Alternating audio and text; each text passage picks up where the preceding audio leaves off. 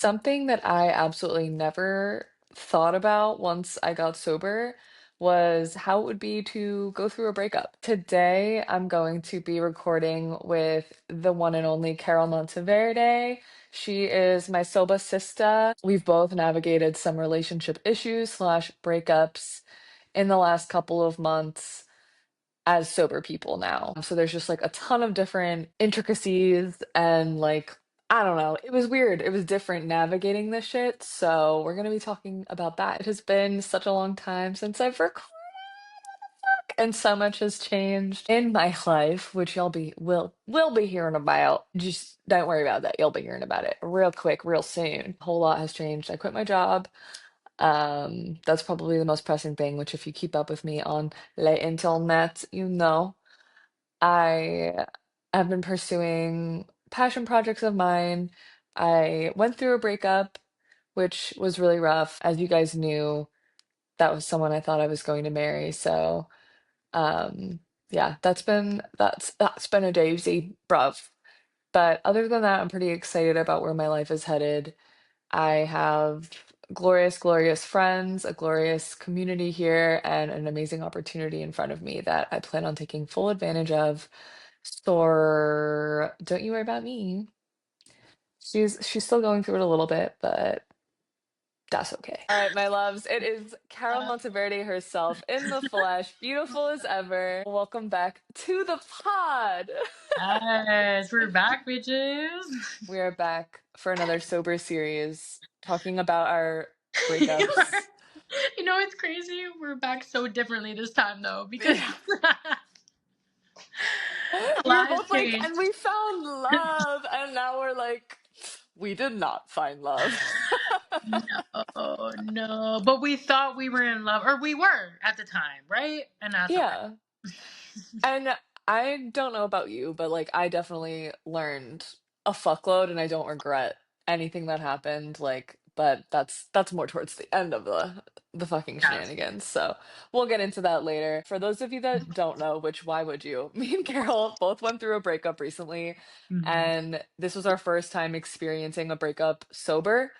And that's not something that I've ever thought about when I got sober. I was never like, what am I going to do if I ever go through a breakup? You think about like Mhm. navigating various social situations, but I don't know, that never crossed my mind. So in the past, when I probably would have been like, and I'm sure you would have been like, we're hitting the fucking town with our girls and getting absolutely blottoed, Yeah. that is no longer part of our process.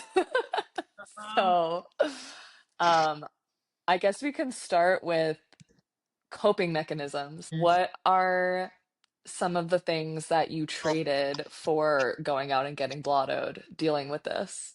Yeah, I think like similar to sobriety.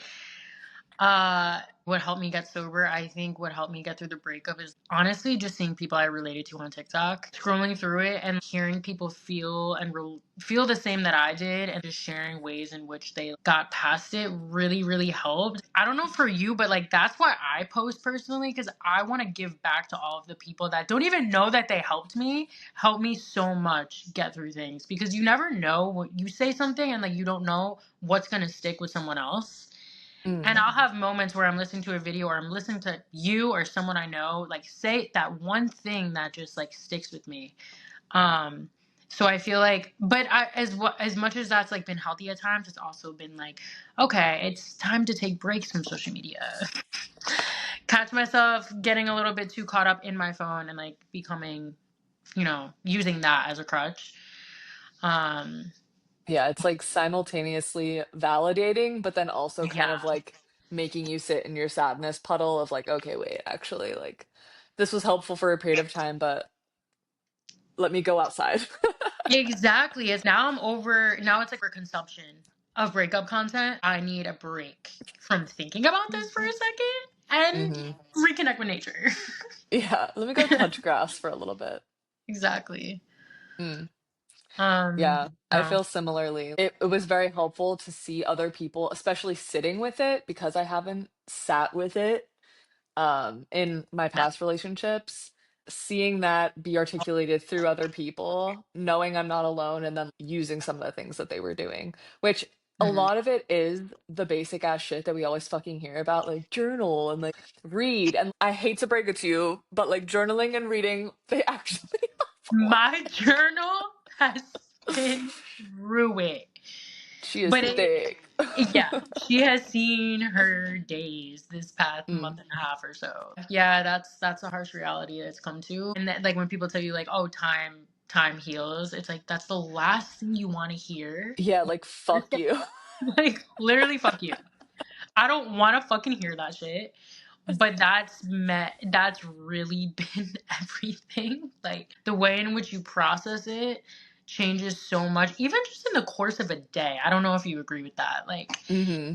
you'll be really upset, but then you'll be, I don't know, really angry, really you literally have all five stages of grief happen to you in a All the day. time. Yeah. All the fucking time.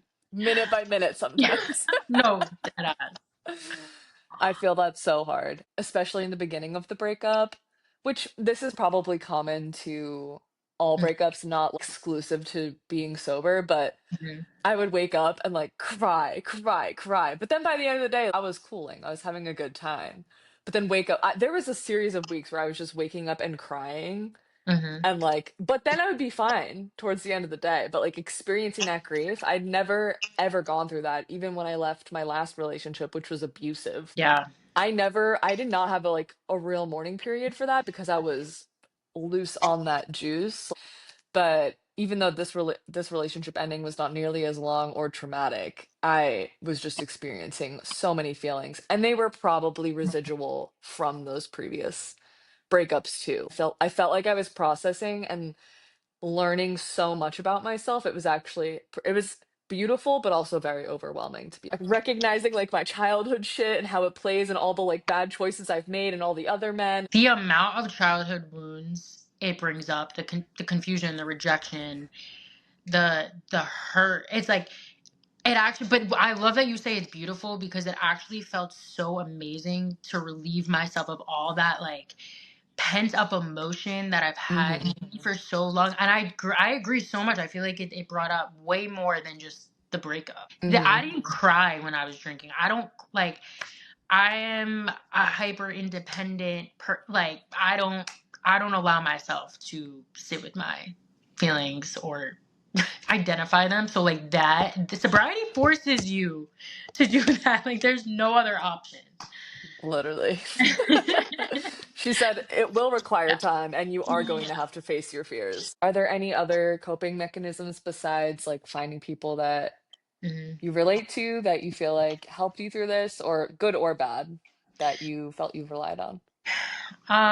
Fitness is everything to me. And I know people are like, oh, I gotta get, and it can be toxic, but I gotta get skinny. You gotta get the most hottest I've ever been once you get broken up with. Like, Revenge body. exactly. I think that's still, that part of me is like ingrained in you in some way to feel like you need to retaliate or be the best version of yourself. I don't feel that pressure as much now. I really, again, feel like it's because I'm sober, because I just feel like, I don't know if you feel like I don't like feeling anger or hate or I don't have animosity towards this person. I feel like I'm at a point where I can just accept that's who they are and we're just not meant to be. I think that when it comes to coping, like in addition to obviously TikTok, going to therapy and talking about it too is huge. My therapist has seen it all from the start to the finish. You know what I mean? And just talking about it, making sure I feel connected with other people too. I think that's huge. My friends have showed up so much for me through this process. I am so grateful for them. My sober community too. I think it can be lonely to be sober. It can be lonely to be single. We're both 28. So many people around us are like getting engaged, getting married. There feels like, even if you don't want to admit it, a sense of pressure on us a bit. I'm already thinking, what is dating going to look like in the future? And it's like, no, actually calm down and sit with yourself for a second. You don't have to date anybody. You don't have to be on the apps for this external validation. What is that going to do for you right now? Do you actually want to date anyone? No. That part. Double tapping on that shit. That sense of urgency of like finding a fucking another person. Hey, girl. hey girl, find yourself and like be a better version for yourself. When this relationship ended, it was such a fucking mirror to me of all the shit that I had to work on and realizing, oh, I actually literally can't be in a relationship right now. At that same time, you're like, the biological clock, but like, fuck you, biological clock. I realized it's like consciously this, it's subconsciously like the ultimate prize is to like have another person to like validate that you are like this and this and that. Really, the real prize is having your own life. There is so much else that I want to fucking work on, Hmm. and so many areas of trigger points and stuff and childhood trauma that I need to touch Hmm. on before I actually find the person. Like dating anybody else right now would be a disservice to them and me. It's the end of the day and I'm crashing, but I hope that No, made no, sense. no, that makes so much sense. It's also so important for you to give yourself compassion too, because it's like we're never gonna be perfect. People bring out different sides of us. It's interesting how that like different versions of yourself are shown in relationships. I think it's funny when you're telling your friends the lore or you're telling your Ugh, friends this was a red flag to me, this is something I didn't like, my gut was telling me this. You're telling them all these things, right? And you stop yourself and you're like, okay, what does this say about me and what I allowed? that I can get part. so caught up and be so angry of like he did this, I didn't like this, and it's like I'm wasting so much energy when like there's a lot of things that had happened prior to us actually like ending things where like I knew these things about him and I could have walked away sooner. I could But it's have. also But like it's like you need to give people compassion yeah. too. How do you know? How do you How do you- fucking know? But I think the compassion that you give to people will never, not never, but Mm, I think the compassion that you're meant to give to those people is not something that would inherently cause disrespect to you. Like if they're actually disrespecting you, mhm. especially more than once, like, and which my ex did too, like I completely ignored the red flags and the signs and blah, blah, blah, blah. But yeah, I think there's a difference between like an imperfect person who can still be a really good partner versus like an imperfect person who's actually harming you. And we're just trying to be good Mhm. fucking people and like find grace because we know we're not perfect, even though we are, but also we're not. But like I've done no wrong. And it's so hard. It's like when do you Yeah. Relationships are a two-way street and it's like it's so easy to be like why was I so understanding, why was I validating, I was like all of the things and like because we would hope for the same grace. But we don't do shit that needs that. Just kidding, but it all comes down to consideration, simple basic consideration. this was literally ages ago, but you said your friends have really shown up for you. Hmm. I don't know if you feel this way, but in college, again, or like earlier relationships, it's like, let's go out. Like that was kind of their way of showing up. Not in like a negative way, but like that's what all Yeah. of us girls did at a young age. And now the way that the girlfriends show up, especially knowing you're sober, and uh the way that I've been able to ask for help in a way that I've never ever done before, that was like, oh, growth moment for me, gold yeah. star. I've never been able to ask for help, like, and Hmm. I still don't even like directly ask for it, but I'm communicating my feelings as a Scorpio moon. It's really hard to get vulnerable. But how did you Yeah. ask your friends? I have to say like I'm the same way. It's not easy for me to like identify that I need support. But through this, I think like you have no other choice. In times of when I feel this way, I cope by isolating. Yeah. Yeah.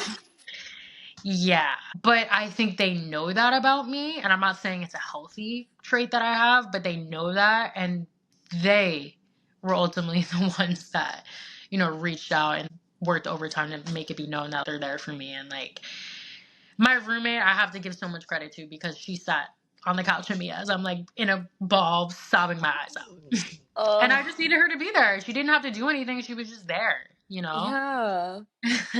Oh, that's like Yeah. that's the best feeling to like really have a friend that you can do that with. I also isolate hard as fuck. And I after I like officially ended it with my ex, I went over to my best friend's house. Like literally I dropped off hit the last of his stuff and then went to her house and I sat in the I sat like parked for probably 15-20 minutes like, oh, do I even want to go in? I don't want to go in. I just want to go home and like be sad. And she Yeah. texted me, we have each other's location. She texted me, she goes, doors open, like waiting for you. And I got in and she was like, yeah, I saw that you were just sitting there, but I was like, let her just come in on her own. And that bitch knows me so well. Shout out. But I said to her, I was like, yeah, I think I like isolate when I'm and she was like, yeah, yeah, you do, bitch. And I was like, damn, people know this about me and I'm just putting that together. uh, But she also was, and then I sobbed and everything was fine. But it was so scary. Like I've never, I don't know, so weird. Because Where I usually come, when you don't ask for help, you don't cry in front of people either. fuck no. Fuck that.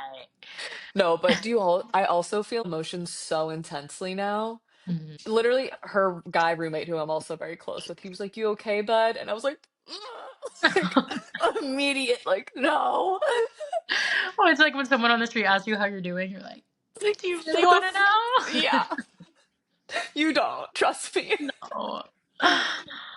Yeah. Yeah, that's been.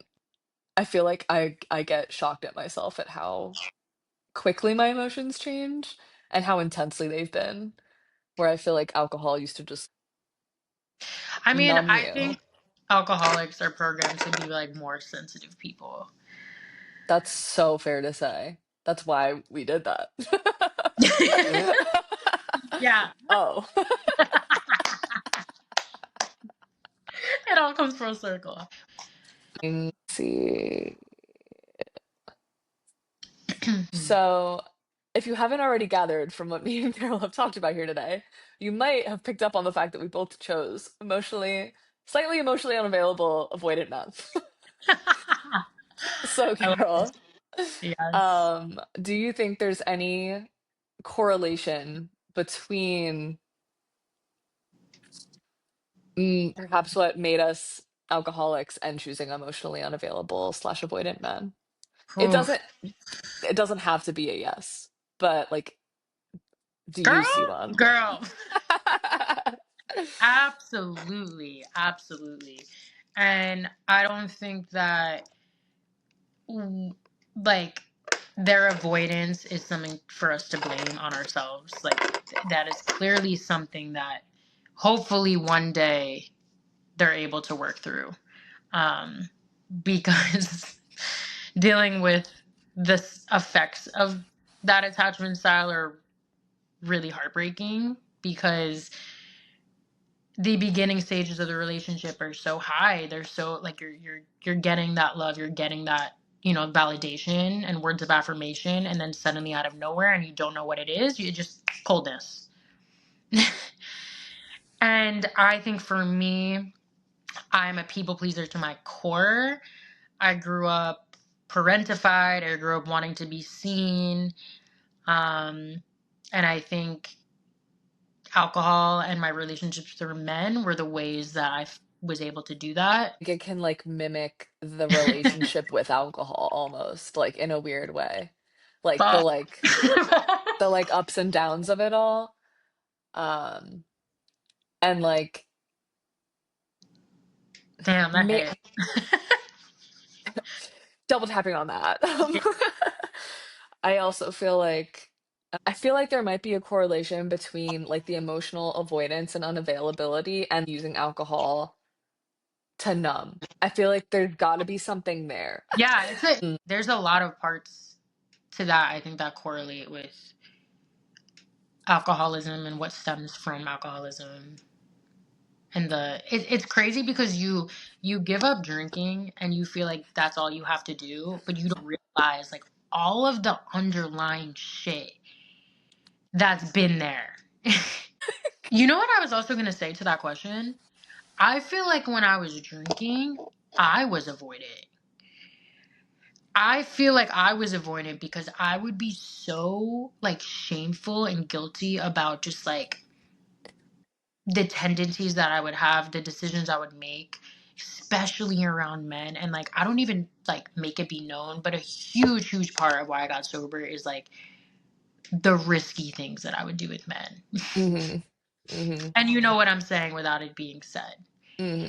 And there's a lot of stuff I'm still working through to process those things. And I feel like when that would happen, like I'd block their number. I You wouldn't hear from me again. I wanted to block that out of my mind, that there was any communication, that and that's what worked for me. It went away and I didn't think about it. Hmm. Hmm. And I truthfully feel like this dynamic has like taught me ways in which I've been the toxic one actually in previous relationships. Hmm. The mirror.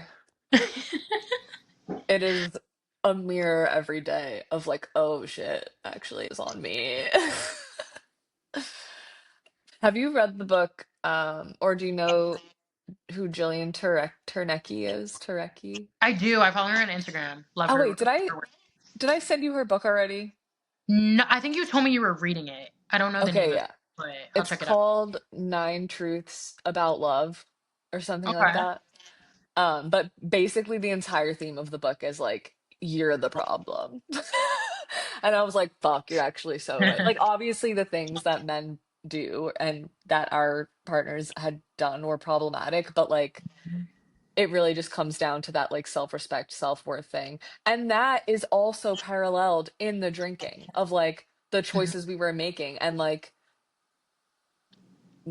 sober thoughts or drunk thoughts, drunk Mhm. actions even like dictate maybe sober thoughts of like the lack of self-worth. We were making those bad decisions Mhm. um because there's a piece of self-worth missing and self-love. And I feel like that is why I chose a partner who was like consistently disrespecting me and have all my like not all of them, but like my last partner was the most disrespectful son of a bitch. And like, As you but that should. is such a reflection on me. And I had so much, I Mhm. still have, unfortunately, so much hate for myself. Like I'm learning to challenge that every fucking day.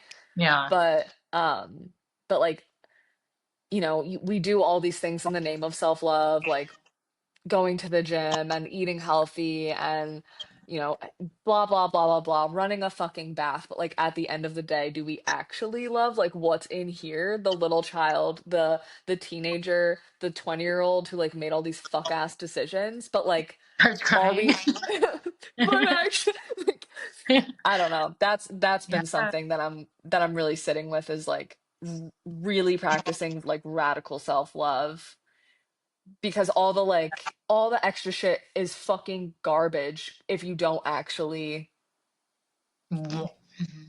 like Want I to can't. do it. Yeah. That's Yeah. so true. I feel like there's so many things, and like I've especially in this like month and a half like art been trying to keep my mind busy of like not thinking about this stuff because especially like the breakup and stuff like I'm feeling like I need to do all these things, these self-care things that you're saying, and then it's like you actually burn yourself out. Like what do you actually like, what brings you happiness? Yeah. And then you like hate yourself more for not doing the things. It's like fuck. Thank you. Thank you. Yeah. Our It's minds like are a yeah. running marathons all day. Girl, being a girl is so fucking crazy. Yeah, it really is. It's like we hate ourselves for not loving Tired. ourselves enough. Like what? And I want to say, like, we're sitting here and I, like, have honored to, like, have a friendship with you and, like, be inspired by you. And, like, as much as we're wanting to be better people and better versions of ourselves, that doesn't take away, like, who you already are. Yeah. You know what I mean? And all the amazing qualities you already have. Then, And right back unfortunately, at you. Two things yeah, but can be true. We can love who we are now and want to be better. exactly. We don't Exactly. have we don't have to hate ourselves into our highest version. And hey, that actually won't ever fucking work. So, spoiler alert, you Thank you you. actually do have to love yourself right now in your current position and your past self. Fuck. And Working it on it. feels fucking good. Like all of this, as Hmm. much as we're talking about how hard it is, it feels fucking good. Hmm. It really does to feel like so empowered and more confident in yourself and actually sit here and give the time in to recognize, like, okay, what do I need for my next relationship? And it's exciting to not know what's to come for you. And if we're putting this work in now, I can only imagine what's going to happen for us in the next year. Like, Hmm. things are forever changing. And, like, that's kind of what's really helped me. Like, every day is different. Like, there's good days, there's bad days. But at the end of the day, like, I have this stupid journal that I write down all of the text that I wish I could send, but I haven't. And I haven't done that because I'm sober and I am not drunk texting. I'm not drunk calling. Hmm. I'm not doing stupid shit to get this man's attention who didn't want me in his life. I don't feel the need to prove my worth anymore. And Hmm. it's like beautiful to say that. I spent Hmm. so much time trying to be liked, trying to prove that I'm this like amazing person, and I know that. I'm tired. I don't want to do that anymore. I am tired. I hear you, girl. I hear you, girl. It I, feels for good one, though. It feels good. hmm It feels good to go through this with you too, because it yeah, our can be. lives have synced up in a funny way. If you if you could sum up the lesson that you learned from going through this sober in like a couple of sentences. Okay. Um, Put your sobriety first. That is always going to come first. Don't let anyone get in the way of that. Your journey is your journey. The right person is going to support that and show up for that. Um, I feel like if they want to walk away from you, and I'm going to go Mel Robbins on you, let them walk away. You don't need to prove your worth to anyone. And stay firm on your boundaries and what you expect. I think, I expected to be loved the way that I love, and that's just not reality with every person, And you just be crazy, be who you are. Like, don't be afraid to show what you want or what you expect, because the right that's not going to scare off the right person. I think I went through dating being very hesitant to like say what I need or what I want, and ultimately that's what led to me still being single. I think behavior is communication. Trust your instincts. If you feel like it's not right for you, it's not right for you. Hmm. If you feel like you have a drinking problem, you probably have a drinking problem. Like, And if you think that man is trash, he's probably trash. he's probably trash. Drop mic. That's it. And that's a wrap. Bruh, I'm dead. I made too many excuses, bro. Too Me many too. excuses for basic consideration. Yeah. No one is too busy for the right person. No Mm-mm. one's gonna take so long to answer a text. They're You're a gonna give you a call person. and be like, sorry, I didn't mean to interrupt you. No, no, no. They're gonna give you a call and be like, hey babe, I'm busy. I'll call you in the next hour. And we're Hmm. good. We're not Hmm. asking for much. Okay. Yeah. You're something that stuck with me. I don't know where I heard it, probably TikTok, maybe a book. Was like your person will never make you feel confused. And like that's it sounds so fucking basic, but I feel like I've walked through so many situationships or like starts of relationships where I'm like, like, you're dating for like a month or two. I had two of those before I got into this serious relationship. And I always felt I was like, where the fuck do I stand with these people? But I thought they liked me. So, like, don't make excuses. Actions, doubling down on that, actions are so much more meaningful and should speak more volumes than any amount of words because fucking talk is cheap. Um, and really, really that part. And what you were saying about asking for what you want early and often. Learning to not be like the cool, go with the flow girl that's like so fucking idolized and pushed on everyone in every fucking rom-com of like, I'm just a cool girl and I go with the Worst trait. flow. It's hard because And it but gets that nowhere. it gets No. you nowhere. It gets you nowhere. It really, And like you said, like your wants and needs are not going to be too much for the right person. The right person will be like, actually, I'm gonna do that times 1,000. Like, yeah. you want to text, bitch, I'll text you every fucking minute of the day. Not literally, but you know what I'm saying. Like they I know. just, no, keep going, sorry. No, you go. No, I was gonna say I feel like we get so caught up as women. It's like, oh, do I send this text? What do I say? They lose themselves in trying to like fit what they want this man to see them as. And it's like Hmm. I think sobriety teaches me like once you let go of something that doesn't serve you and like you've had a really like strong or hard relationship with, it's like it's not a person, but it's a thing. And once you let that go, that really took over my life and yours as well. Once you let go of that, you really feel just like so free. And I just want to be honest with myself. I want to be honest with other people. It makes me want to show up just as I am. And if someone has a problem with that, I don't have time or energy to like try to prove that anymore. Hmm. I don't know if you feel the same way. I 100% feel the same way. That's all that. It's always good to be able to not commiserate, but you're going through it's, it's one thing to talk about it with your friends, but like someone who's also going through it in real time. Really proud of you though. I think you're doing an amazing job. Oh, Well, everybody, you've heard it here first from me and the Carol Monteverde. Get sober, fuck that guy who's treating you like shit, that part. and don't be the cool girl. I feel like we'll leave it at that. Give her a Got it. follow. What's your at? C underscore mon 22. I need to change it, but Yeah, make it that's it more for now. more SEO optimized. I'm just kidding. But You're and not y'all know wrong. where to find me. Tune in hopefully next week for another episode. Bye. Yay. Thanks for having me. Love you.